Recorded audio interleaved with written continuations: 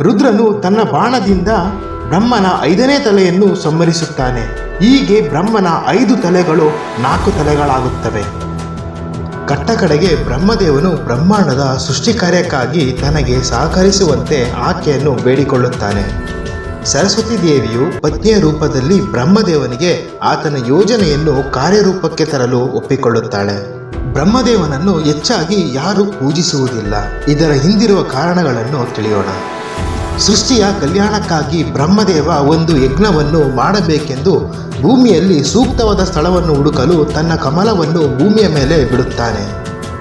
ಆಗ ಆ ಕಮಲ ರಾಜಸ್ಥಾನದ ಪುಷ್ಕರ್ ಎನ್ನುವ ಸ್ಥಳದಲ್ಲಿ ಬೀಳುತ್ತೆ.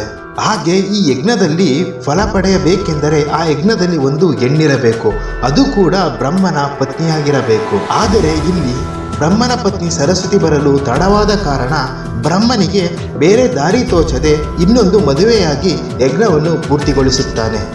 ಇದನ್ನು ಕಂಡ ಸರಸ್ವತಿ ದೇವಿಯು ಸಿಟ್ಟಿನಿಂದ ಬ್ರಹ್ಮದೇವನಿಗೆ ನಿಮಗೆ ಭೂಮಿಯಲ್ಲಿ ಯಾರೂ ಕೂಡ ಪೂಜಿಸಬಾರದೆಂದು ಶಾಪ ಕೊಡುತ್ತಾಳೆ.